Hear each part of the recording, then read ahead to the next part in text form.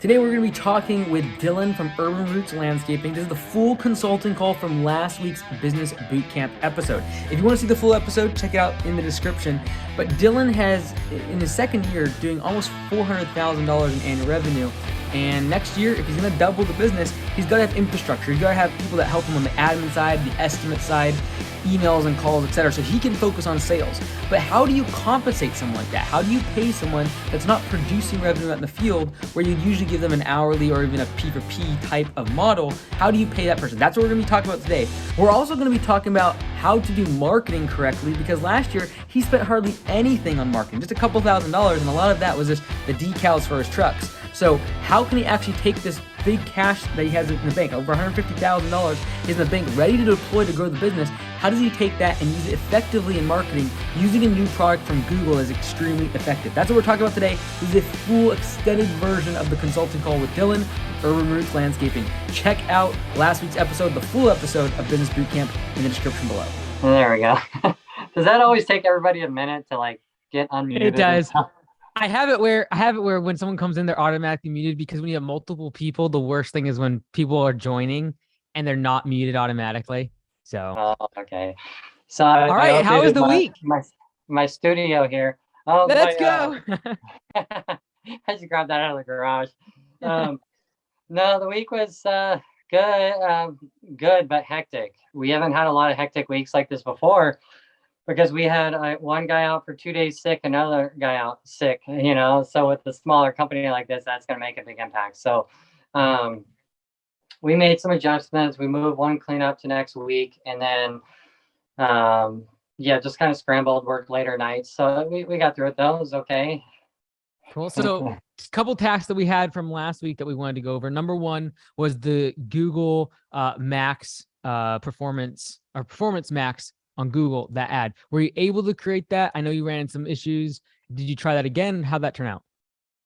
So no, I went in there and I tried a couple different avenues, and I was even watching more videos this morning, and everything I'm finding is just talking about like an online marketplace, like selling products online or something. So I went through, and every time it'll say like, do you have a brick and mortar store? And I say no.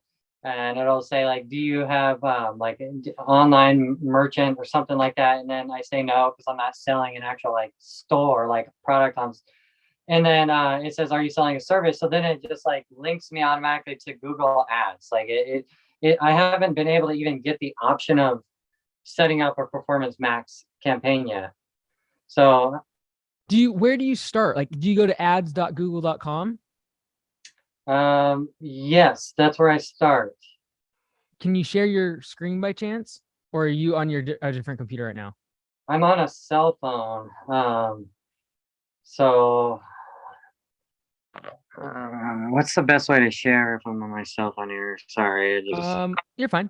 Are you on your desktop though? Like where you are currently? Do you have a Well, my desktop is right here. Yeah, but cool. It's it's on my lap, so that's fine. Either you could just show me where you're hitting, like show me where you would start first off. Alrighty, so we have Google Ads.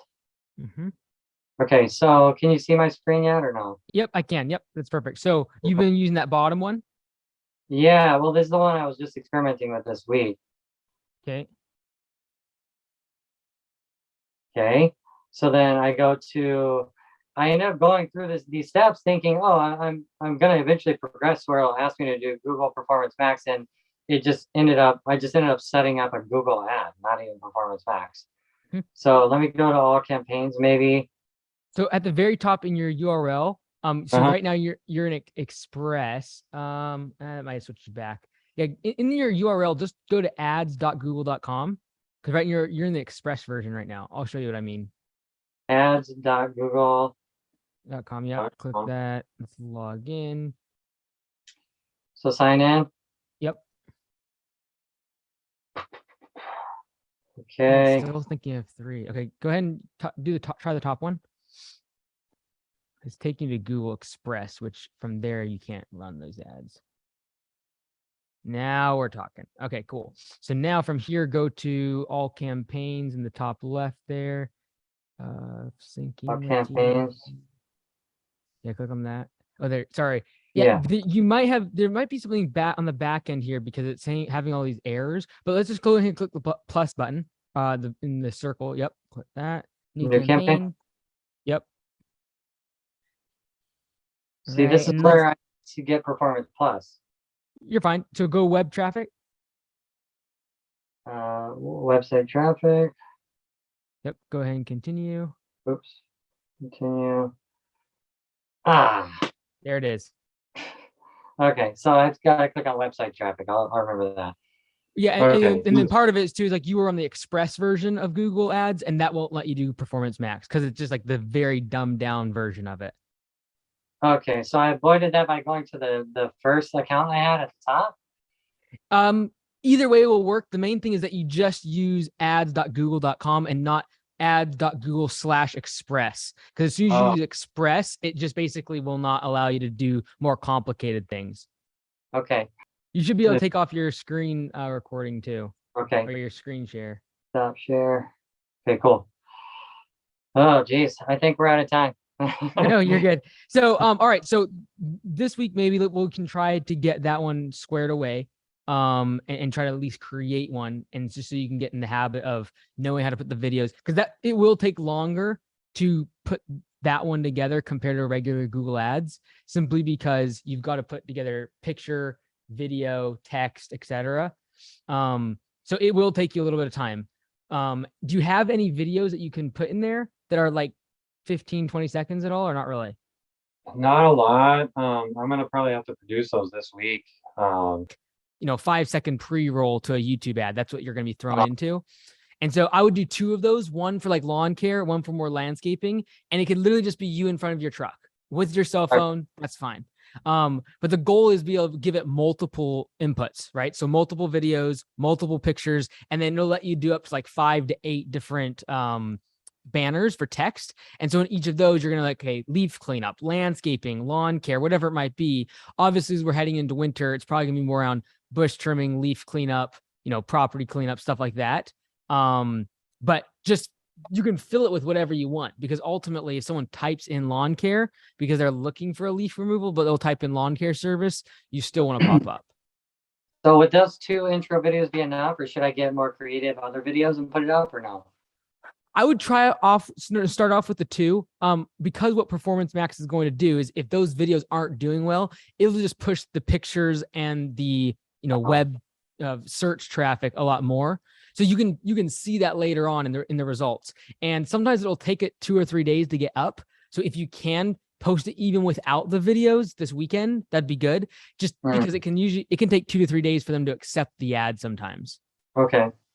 So are you, in terms of images, are you thinking just like before and afters, or pictures of us working, or? Ideally, mostly showing your brand, right? So your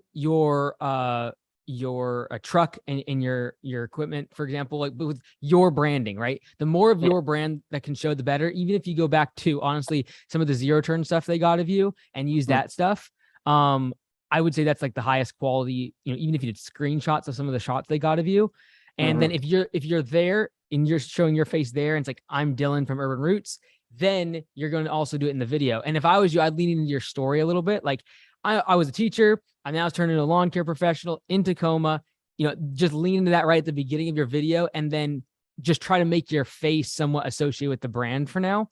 And that's what I would do. In terms of pictures, you're trying to get your branding in there as much as possible. So super quick, 15-second, quick story, quick, just what we do. Yeah, 30 seconds is fine, because ultimately you could do an hour-long video. All you're doing when you do Performance Max is taking a video link from YouTube. So you're literally going to take your video, upload it to YouTube as an unlisted file, and then link to it in the Performance Max. When you fill it all out, it'll just ask you for links of YouTube videos. Okay. So you can do them as unlisted if you don't want them public, but I don't think there's really any problem in having it as a public video. Yeah. Okay.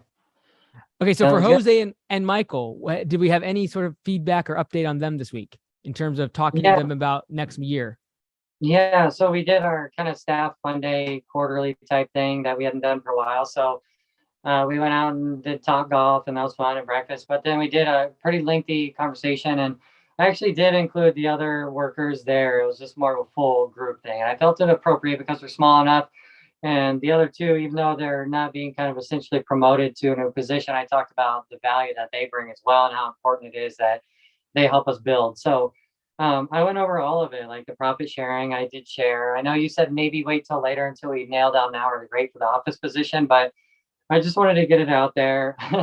I'm just like, so Michael felt that 22 an hour was reasonable for starting hourly and the 5%.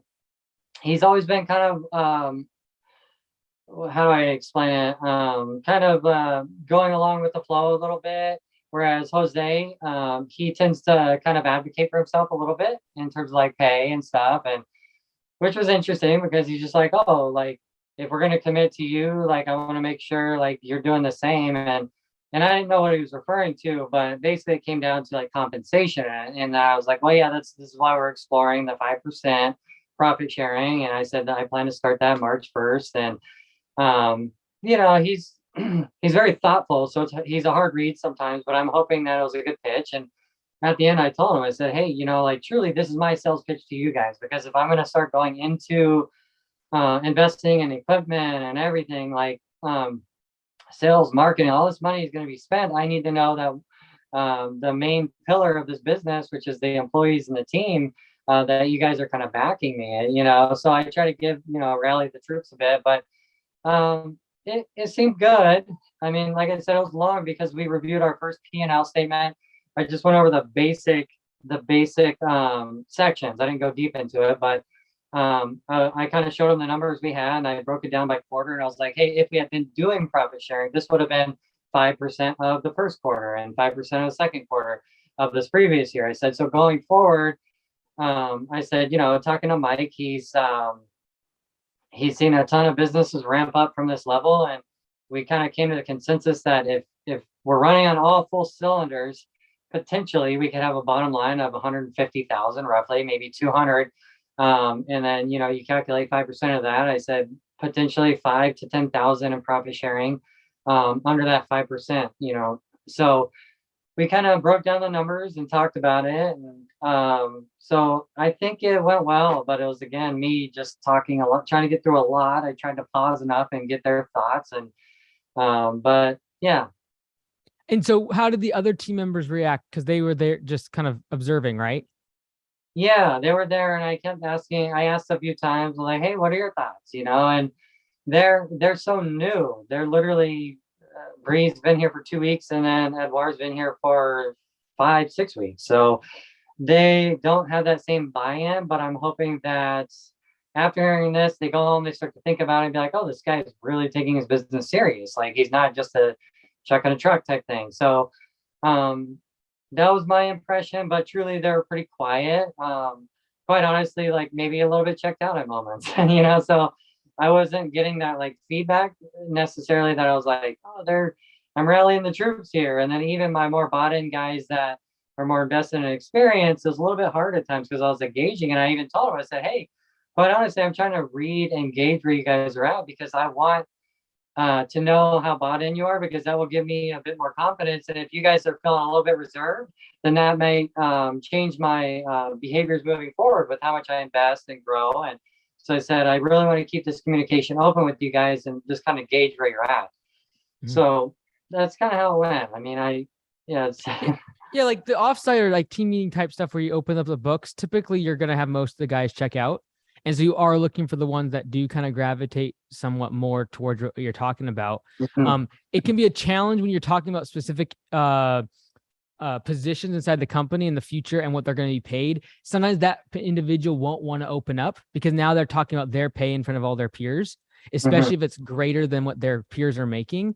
So like, I would consider, if you think after that meeting that Michael and Jose are still the right people, that you do a one-on-one with them, because they've now have time to think about it and actually digest some of it. And they're not in front of their coworkers talking about their own pay. Right. Yeah. And you might find that Michael will open up more about what he expects in terms of pay, or Jose actually has a number in his head. Remember that Jose does have the ability to make P for P. And if needed be, you could just make his pay where he has a higher amount per hour on as a trainer on P4P to incentivize him to be that trainer and really take ownership of that role. So as long as he is training someone else constantly, there would be that extra per hour increase. So that way he's still on P4P, he's still thinking about being efficient and profitable, but there is incentive for him to actually be a trainer. Whereas Michael obviously is doing much more overhead based work like estimates and scheduling and et cetera. And that's going to be much more of an hourly, but I would definitely pull the two of them aside and talk to them with them one-on-one, because it's very, very, very common and very difficult, honestly, to have a conversation with most frontline guys. And if they're with their peers, they usually will not open up. Yeah. Okay. He did express that concern though. He said, because he experienced where we were bringing in, I think we've had like tried to hire like 10 people throughout this year, and he's been the brunt of like kind of, because he's been the strongest in the field. So it's like, oh, Jose, you're great at this, dude, you know? So I think he's realized like, oh, that $4 an hour like bump, he's starting to realize like maybe it's affecting his pay more than that. So your suggestion is, can you break it down or explain more what you mean by like his hourly rate, how that's going to work out in terms of the numbers? Because right now I have everybody at 17. I did state like a month ago, we're going up to 18 an hour base to be competitive. My project rates are going to go from 70, 75 next year. But how does that look with Jose to try to make him more okay with the totally, because you want to keep him on P4P if at all possible. You do not want a trainer to be off of P4P. It's a recipe for disaster, especially if everyone else is on P4P. They'll start to resent that person. So what I would recommend doing is just increasing that $4 upwards. So even if it was like $6 or $7, because ultimately, and then what you'd say is like, look, I'm going to give you that for the first 2 weeks of someone being on board. So I'm going to give them to you. And for the first 2 weeks, you're getting a $6 bump to your P4P amount, which means, again, if they're super inefficient, there's really not a lot of benefit to them, right? Yeah. So you're only going to actually be paying that if he's doing it in an efficient way of training. And then he can make 22, 23, 24 if he's efficiently trained them, but he knows he only has that for 2 weeks. So he's got to really make sure he gauges how well they're progressing. And then I would do if he's going to be the primary trainer and person out in the field, I would give him some sort of compensation based upon how long someone stays with you. So for example, if someone stays with you for 90 days, the trainer should get like an extra $100 or something like that. If his primary position is the trainer, because then it's like, hey, I have to get them up to speed as quickly as possible, and I want them to stay as long as possible, right? And then he's incentivized on both ends of that. Okay. No, I think that's going to be huge, because he really was, the biggest thing for him was just like, man, this training hasn't been great because the pay has probably dipped more than the $4 an hour. So I think he was concerned about that. Yeah, look, if we were ever to give someone exclusive rights as a trainer, we would bump that up.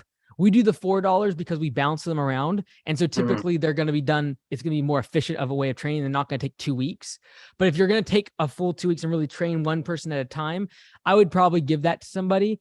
What you're going to run into is someone who comes with experience, and in 2 days, they're already making above base pay without that bonus, right? So that's where you got to be careful, right? Because if that person doesn't really need much training, you're basically going to be giving him a quite a good stack of money for 2 weeks in addition to base pay. Potentially, I do guarantee it for the 2 weeks, but then he'll be expecting that, because that's what happened. One time we hired somebody, they were killing it. He was made 30 something an hour. It was like within the first few days, and I was like, okay, yeah, we're gonna have to cut this trainer bonus out, because clearly, like, you know, we're doing fine.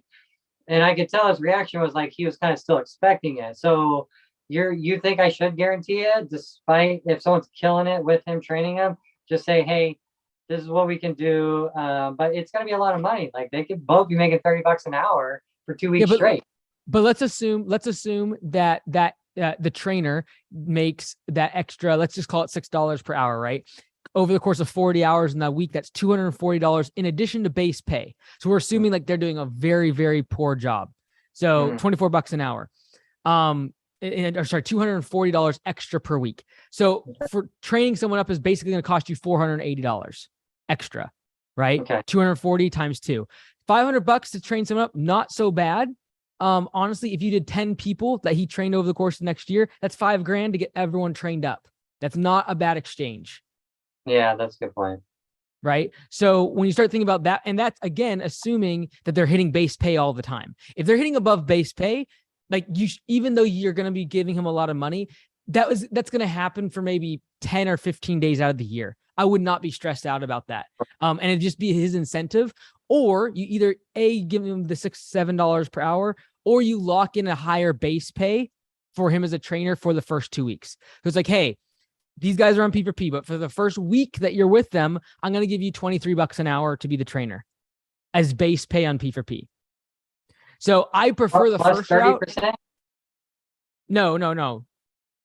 Oh, so like, okay. So I would, no. So I mean, like your base pay would be moved up for those days. Okay. So instead of $17 base pay, I'm actually going to lock you in and guarantee you 22 or 23 per hour, for example, as your base pay. The problem with that is they're no longer incentivized on P4P. So they're going to take longer on training.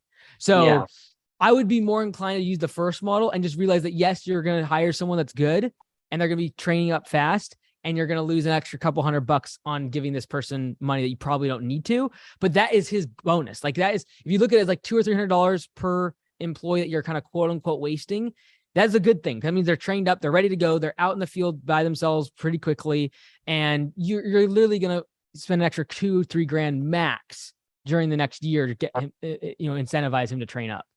Okay.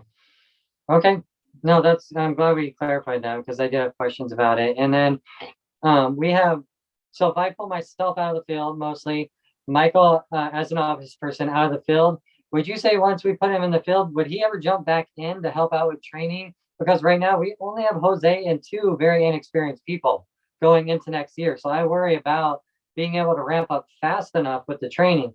Because even if we're giving 2 weeks, it's like 2, 4, 6, 8. It's like, I don't know what growth will look like. And that's assuming that people work out perfect. We hire someone for a week or 2, then we have to let them go. Then we're on to the next. And yeah, in March and April, you're going to have potential where he might hop out in the field, but I think you'll be surprised. You have the capital to hire earlier. So I would recommend trying to hire a start date of the 2nd, 3rd, and 4th week of February, the 1st week of March, 2nd week of March. And you can be interviewing all throughout January and then have them start dates staggered like that, knowing that probably half of them are going to fail off. But if you stagger that correctly, Jose should be able to handle that training schedule, and that will ramp up with Spring Rush as you head into the middle of March.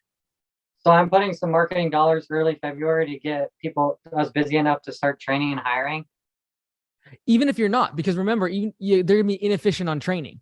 So even if Jose is training these people very diligently, let's assume we burn 5 or 10 grand in wages, just doing jobs slower during February, but get them out on some projects. They learn how to do P4P. They learn how to clock in and out. They learn where stuff is on the trucks. That's what you're trying to learn. And so that way, come March, trust me, if you're not going to need or want Michael to be out in the field, if you've done that and have 3 or 4 guys trained up and ready to go for Spring Rush in March. Okay. Cool. So for this week, if you can have those one-on-one conversations with those guys and kind of try to iron out what that looks like for them a little bit more. And I want you to have a little bit more confidence in that's the trajectory we're going. I think based upon that offsite meeting with the whole team, you're still kind of like, I don't know here, because they're not going to give you honest feedback in that sort of scenario. Yeah, no, I agree. I was kind of hoping for more of a hoorah type. And I was like, yeah, anything above 20 minutes, you're going to lose most of them anyways. No, how long was it? It was like an hour and a half. It was long. Yeah. Let's go. Yeah. So you really got to compress it, right? Because their attention span on that sort of thing is pretty low. So let's, I got to rush off the next one here, but let's try to get them on one-on-ones and really iron out what that's going to look like for them. Take feedback one-on-one from them. And if there's actual things that are problems, let's address those. But I don't think you got kind of the real picture of it. And I don't want you to go forward with your organizational planning without knowing exactly what they think. And you won't get that in that kind of group scenario. Okay, perfect. That sounds good. And performance max, right? This week. You got it. Yeah. All right. All right, Thanks, cool. brother. Thanks. Have a good one. Yep. Bye. You too. Bye.